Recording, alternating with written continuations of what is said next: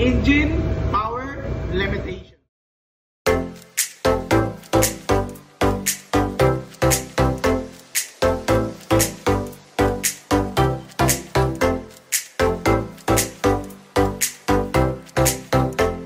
Hello guys, good morning or good evening to each and everyone.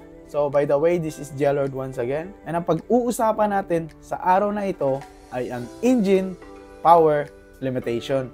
But before anything else, ito muna yung magiging learning outcomes ng ating video.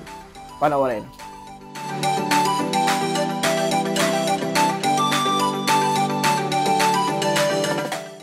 So ano nga ba yung purpose ng engine power limitation? Pero bago natin sagutin yung tanong na yon, ano nga ba yung engine power limitation? Or in short, EPL.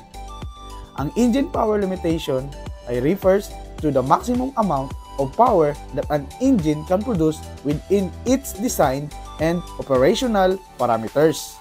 It is typically determined by factors such as engine design, size, construction, and the material used. So in short, ang pagkakaroon ng engine power limitation sa barko, ang purpose nito ay para malimitahan ang pagkontrol at limitasyon sa lakas ng makina upang masigurong ang mga critical na parameters ng barko ay nasusunod at maiwasan ang mga hindi inaasahang mga pangyayari.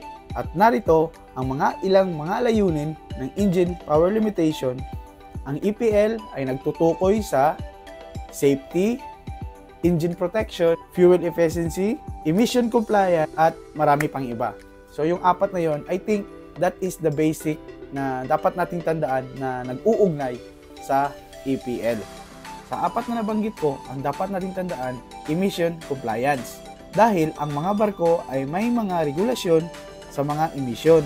Ang mga limitasyon sa lakas ng makina ay ginagamit upang matugunan ang mga regulasyon sa mga emisyon ng mga barko. Sa pamamagitan ng paglimita ng lakas ng makina, nababawasan ang emisyon nito na nagdudulot ng pinsala sa ating kapaligiran. Kaya naging compliant tong EPL na to para din sa ating kapaligiran. So masyado na kasing polluted. Para maiwasan, naglagay sila ng engine power limitation. So I think that is for today for the basic of the engine power limitation. So I hope you learned something.